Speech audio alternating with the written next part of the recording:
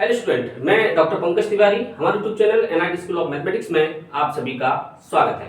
Student, discuss कर रहे हैं यहाँ कर्व फिटिंग, और कर्व फिटिंग में के प्रीवियस लेक्चर में हम आपसे डिस्कस कर चुके हैं एक प्रॉब्लम जिसमें हमने आपको जो है स्ट्रेट लाइन की प्रॉब्लम सॉल्व करके दिखाई दी। आज के वीडियो लेक्चर में हम आपको जो है सेकेंड डिग्री पैराबोला पर बेस्ड एक प्रॉब्लम सॉल्व करवाने वाले हैं।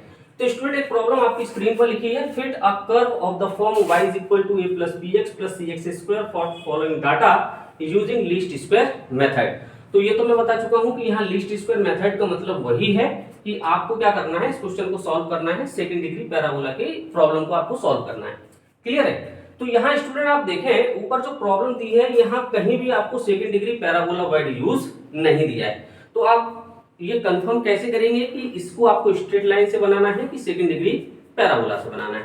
तो स्टूडेंट, जैसा कि मैंने आपसे बताया था कि स्ट्रेट लाइन की इक्वेशन होती है y = ax + b। तो यहाँ y = ax + b तो है नहीं, तो ये स्ट्रेट लाइन की प्रॉब्लम नहीं है।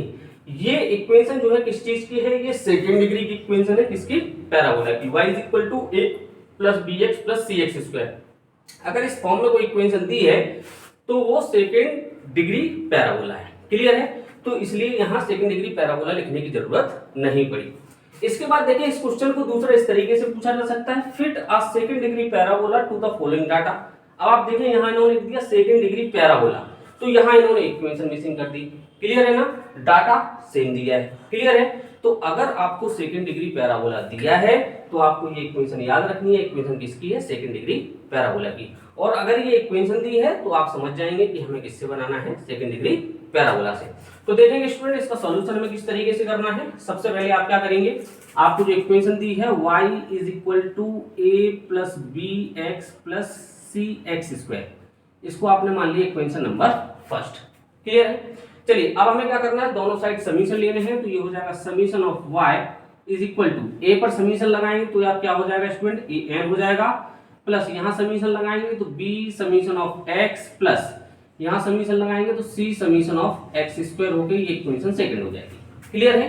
चलिए, पहले स्टेप में जो इक्वेशन आपको दी है सेकंड डिग्री पैराबोला आपने नोट डाउन कर ली, देन आपने दोनों तरफ समीशन लगा दिया। अब आपको क्या करना है, इसमें स्टूडेंट x से मल्टीप्लाई करना है। दोनों साइड x से मल्टीप्लाई करोगे तो समीशन ऑफ xy होगा। यहाँ x से मल्टीप्लाई करोगे तो n यहाँ से क्या होगा? गायब हो जाएगा, क्योंकि आप वेरिएबल से क्या करना है? मल्टीप्लाई। तो हो जाएगा a summation of x plus b summation of x से मल्टीपल हो रहा है तो ये x² हो जाएगा, plus c summation of x से मल्टीपल हो रहा है तो ये x³ हो जाएगा, और ये इक्वेशन हो जाएगी आपकी थर्ड। Clear student? इतना करने के बाद आपने तीन स्टेप किए थे, किसके लिए? स्ट्रेट लाइन के लिए। अब ये सेकंड डिग्री पैराबोला है तो यहाँ एक स्टेप आपको जो है एरोदर लेना है, बढ़ाना है। तो स्टूडेंट क्या करेंगे, फिर से x से मल्टीप्लाई करेंगे तो हो जाएगा x² y = a summation of x² plus b summation of x³ plus c summation of x⁴, और दिस इज कॉल्ड इक्वेशन 4। तो अब स्टूडेंट आपको क्या करना है, ये इक्वेशन सेकंड, थर्ड और फोर्थ में जितनी भी वैल्यू दी है ये सारी वैल्यूज आपको चाहिए इस डाटा से, है ना? तो पहले आप क्या करें, टेबल बना लें।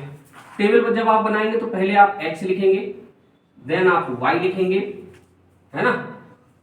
x लिखेंगे, y। तो x की वैल्यू दी है आपको 0, देन 1 2 3 एंड 4। क्लियर है? ये आपका यहां समीशन आ जाएगा।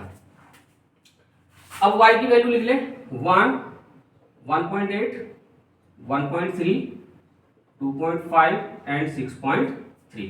क्लियर? तो यहां से स्टूडेंट आप देखें, आपको सबसे पहले जरूरत पड़नी है समीशन y की, समीशन y, समीशन x ये है, समीशन y ये, दोनों मिल जाएंगे। इसके बाद स्टूडेंट आपको जरूरत पड़ने वाली है x² की, तो आप क्या करेंगे, यहां पर x² निकालेंगे। ठीक है? तो निकाल लो।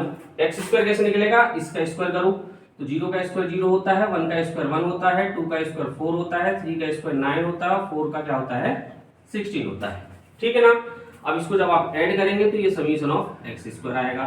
चलिए, ये हो गया। इसके बाद देखें, आपको xy की जरूरत पड़ने वाली है। किसकी जरूरत पड़ने वाली है? xy की। और xy के बाद आपको जरूरत पड़ने वाली है किसकी? आप ध्यान से देखें, xy निकाल लो पहले। ठीक है?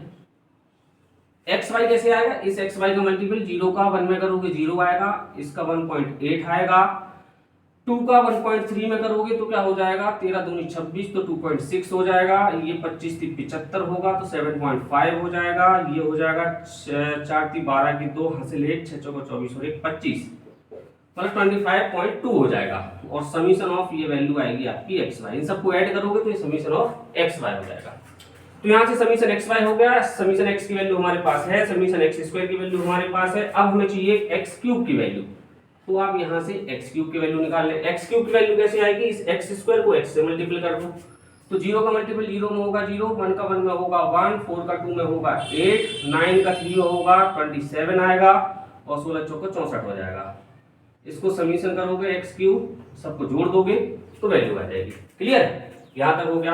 अब यहाँ देखें, आपको वैल्यू चाहिए एक्स स्क्वायर वाई की, एक्स स्क्वायर दिया है, एक्स क्यूब है हमारे पास, एक्स की पावर 4, तो पहले एक्स की पावर 4 निकाल लेते हैं, है ना। पहले क्या निकाल लेते हैं, एक्स की पावर 4। तो एक्स की पावर 4 कैसे आएगी, इस एक्स क्यूब में इस एक्स से मल्टीप्लाई करेंगे, देखो 0 का मल्टीप्लाई 0 में, 1 का मल्टीप्लाई 1 में 1 आएगा, 8 दूनी 16 होगा, 27 का करेंगे 3 में, तो 7 3 21 1 2 3 दूनी 6 और 1 7 नहीं 7 3 21 हासिल 2 3 दूनी 6 और 2 8 है ना, 81 27 3 81 और 64 का 4 में करेंगे, 4 चौको 16 हासिल 1 6 चौको 24 और 1 25 256 हो जाएगा।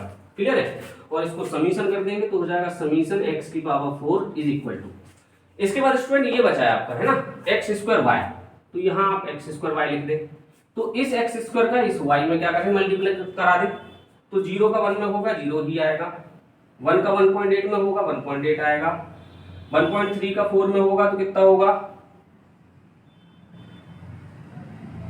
4 3 12 की 2 हासिल 1 4 एकम 4 और 1 5 है ना, 5.2 हो जाएगा, और ये हो जाएगा 25 नंबर 225 और ये हो जाएगा 22.5 और एक्स स्क्वायर वाई, तो 16 का करना है आपको 6.3 में, तो कैसे करेंगे, 6 3 18 हासिल 1 6 36 37 और 3 6 8 7 3 10 की 0 हासिल 1 6 4 10 और 1 दशमलव, मतलब 100.8 हो जाएगा, ये हो जाएगा 100.8।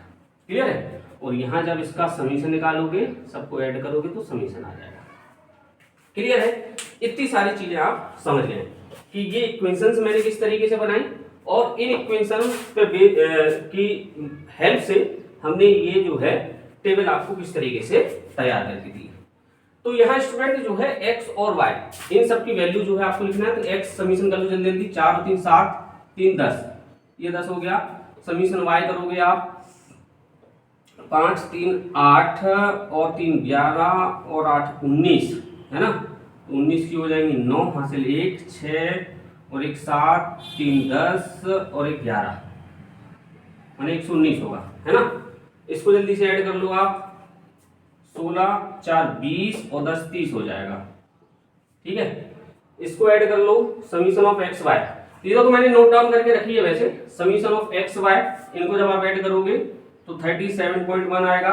आप एक्स क्यूब का समीशन जो है वो 100 आएगा, और आपका x4 का समीशन जो है 354 आएगा, और एक्स स्क्वायर वाई का समीशन 130.3 आएगा, है ना। ये मैंने नोट डाउन करके रखी थोड़ा सा समय बचाने के लिए, है ना।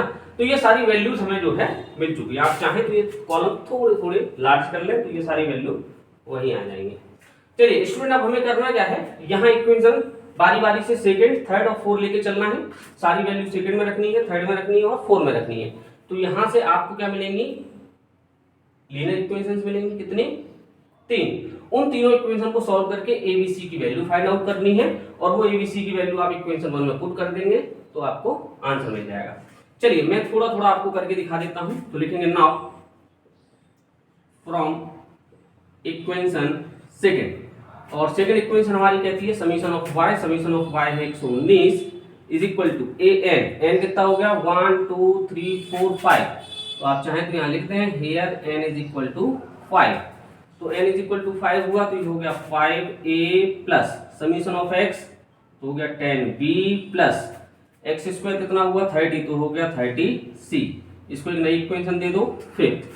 आप नीचे लिखेंगे नाउ फ्रॉम इक्वेशन थर्ड। अब इक्वेशन थर्ड कहती है summation of x y, summation of x y है 37.1 is equal to a summation of x है 10, तो हो जाएगा 10a। ये a अभी है ना 59 मत समझ लेना a, और plus x square summation of x square 30, तो हो गया 30b plus summation of x cube 100, तो ये हो गया 100c। ये हो गई इक्वेशन नंबर 6। लिखेंगे नाउ फ्रॉम इक्वेशन 4। अब इक्वेशन 4 हमारी क्या कहती है summation of x y x square y, तो हो गई 130.3 इज इक्वल टू, और समीशन ऑफ एक्स स्क्वायर तो 30a प्लस एक्स क्यूब है 100, तो हो गया 100b plus summation of x4 354, तो हो गया 354c, और ये हो गया इक्वेशन नंबर 7। अब प्यारे बच्चों इन इक्वेशन 5th 6 और 7 को आपको क्या करना है सॉल्व करना है। तो आपको अगर कैल्सी अलाउ हो तो आप कैल्सी से कर लें, और चाहें तो आप मैनुअल कर सकते हैं। ये हम आपको क्या दे रहे हैं HW दे रहे हैं, होमवर्क दे रहे हैं, आप खुद से सॉल्व करेंगे। मेरे पास डायरेक्ट वैल्यूज हैं, मैं यहाँ पुट कर देता हूँ, है ना। तो पुट करने पे क्या होगा on solving equation 5th 6 and 7 we get the value of a। तो a इज इक्वल टू, मैंने देखो नोट डाउन करके रखी है स्टूडेंट, यहाँ a हमें मिलेगा 1.42, b इज इक्वल टू हमें मिलेगा 1.07 and c is equal to हमें मिलेगा 0.55। क्लियर है ना, बिल्कुल सही चल रहा है ना। तो इन तीनों को जब आप सॉल्व करोगे एलिमिनेशन मेथड से सॉल्व कर लेना, तो ये 3 वैल्यू आपको मिल जाएंगी। क्लियर है, मैं पहले भी कह चुका हूं आपकी कैलकुलेशन अगर आपको किसी और दिशा में ले जा रही है आप उसको रीचेक कर लें। आपको लग रहा है रीचेक करने के बाद आपकी कैलकुलेशन मेरी कैलकुलेशन से परफेक्ट है, तो उसी कैलकुलेशन को आप अपना आंसर मान के चलें, कोई प्रॉब्लम नहीं है ना। क्योंकि आपको मैं यहाँ तरीका समझा रहा हूँ किस तरीके से हमें प्रॉब्लम सॉल्व करनी है, तो आप अपना डाटा उसके अंदर डाल सकते हैं, कोई समस्या नहीं है। क्लियर स्टूडेंट, चलिए तो यहाँ जो है ABC की वैल्यू निकल आई है, तो हम लिखेंगे put the value of A, B and C in equation first. अब इक्वेशन फर्स्ट हमारी है y is equal to A, तो 1.42 प्लस bx तो 1.07x plus c 0.55x square, तो ये आपका क्या होगा आंसर। क्लियर है, ये आपका क्या होगा आंसर होगा। तो ये आप स्टूडेंट नोट डाउन कर लें। मैं एक बार और चेक कर लेता हूं कि कोई हाँ थोड़ी सी प्रॉब्लम है भैया। ये वैल्यू जो थी b की नेगेटिव वैल्यू थी, b की जो वैल्यू आ रही है नेगेटिव आ रही है, ये वैल्यू जो आ रही है ये नेगेटिव आ रही है। ये जब नेगेटिव आएगी तो ये वाला पोर्शन क्या हो जाएगा नेगेटिव हो जाएगा। क्लियर है, अब सही है, क्लियर है ना। चलिए तो ये स्टूडेंट जो है आप समझ गए होंगे कि सेकंड डिग्री पैराबोला की प्रॉब्लम को हमें इस तरीके से सॉल्व करना है। अब आप चाहें तो मैं कुछ अनसॉल्व प्रॉब्लम आपको दे सकता हूं, अदरवाइज आप सभी के पास बुक्स होंगी तो बुक से आप अनसॉल्व प्रॉब्लम ले लें और आपको तरीका मालूम है कि किस तरीके से हमें सॉल्व करनी है। तो आगे आने वाले वीडियो में मैं कुछ डिफरेंट टाइप की प्रॉब्लम्स भी आपको सॉल्व कराऊंगा। तब तक आप बने रहें, देखते रहें NIT school of mathematics. Thank you guys.